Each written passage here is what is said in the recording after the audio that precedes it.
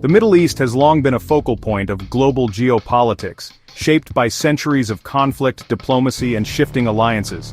In recent years, tensions between Iran, Israel, and the United States have escalated, driven by concerns over nuclear proliferation and regional security. Iran's nuclear program, which Tehran insists is for peaceful purposes, has been the subject of intense international scrutiny and suspicion. On June 22, 2025, the United States military launched a major operation in response to growing fears about Iran's nuclear capabilities. Stealth bombers, including the advanced B-2, were readied for a high-stakes mission, marking a significant escalation in military engagement. This marked the beginning of Operation Midnight Hammer, a carefully coordinated campaign intended to alter the strategic balance in the Middle East.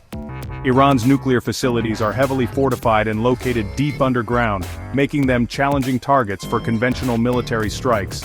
These sites have been visited by international inspectors, but suspicions persist about undisclosed activities. Key facilities such as Fordow, Natanz, and Isfahan are central to Iran's nuclear infrastructure and have become flashpoints in the ongoing dispute. For Iranians, these sites symbolize national pride and scientific achievement, while for much of the world, they represent a source of anxiety and potential conflict. Alongside its nuclear program, Iran has developed a significant missile arsenal, which it views as a deterrent against external threats. Ballistic missiles capable of reaching targets across the region are regularly showcased in military parades and exercises. Iranian officials have repeatedly warned that any attack on their territory would be met with a strong and immediate response. On June 13, 2025, Israel initiated a preemptive strike, reflecting its long-standing policy of preventing adversaries from acquiring nuclear weapons. Advanced F-35 fighter jets took to the skies, targeting Iran's most secure nuclear installations. The operation focused on facilities believed to be at the core of Iran's nuclear enrichment efforts. The strike on Natanz was executed with precision, causing significant damage to the site's infrastructure. Explosions and fires followed, dealing a blow to Iran's nuclear ambitions. In response, Iran acted swiftly.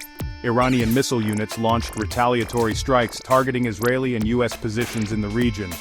The attacks marked a dramatic escalation, with military bases and urban centers coming under fire. What had been a covert struggle erupted into open conflict, raising fears of a broader regional war.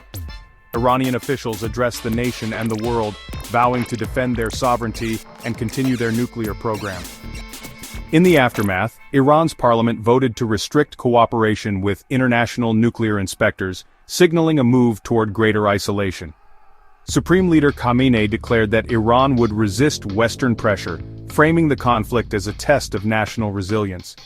The United States, meanwhile, prepared its own response, convening senior officials and military planners. 6 B-2 bombers were dispatched under the cover of darkness, tasked with striking Iran's most critical nuclear sites. Equipped with powerful bunker-buster munitions, these aircraft aimed to penetrate even the most fortified underground facilities. Satellite imagery later revealed extensive destruction, particularly at Natanz, with Fordow and Isfahan also sustaining heavy damage. U.S. officials announced that Iran's nuclear program had been severely crippled, drawing historical parallels to the end of World War II. However, internal assessments were more cautious, acknowledging the complexity of completely dismantling a nuclear program. Intelligence suggested that while the strike set back Iran's capabilities, they may have only delayed, not destroyed, the program. There were indications that Iran had anticipated the attacks and relocated some nuclear materials in advance. Some underground facilities remained partially intact, underscoring the challenges of targeting such sites. Ultimately, the strikes resulted in a temporary halt to Iran's nuclear activities, but not a permanent solution. A fragile ceasefire soon followed. Diplomatic efforts intensified at the United Nations as world powers sought to prevent further escalation and restore stability. The United States limited intelligence sharing with Congress, while Israeli leaders claimed success and looked to strengthen ties with regional partners. Despite diplomatic efforts, uncertainty and tension continued to grip the region. Iran pledged to rebuild its nuclear infrastructure, demonstrating resilience in the face of military and economic pressure. After nearly 2 weeks of disruption, international flights resumed, signaling a tentative return to normalcy. Daily life in Iran gradually resumed, though the scars of conflict remained.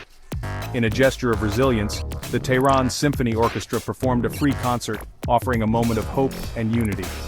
As the immediate crisis subsided, the region was left to reflect on the consequences of military action and the enduring challenge of nuclear proliferation. The conflict altered the strategic landscape of the Middle East, but the fundamental issues surrounding Iran's nuclear ambitions remained unresolved. As the world watches closely, the future of the region and the prospects for lasting peace hang in the balance.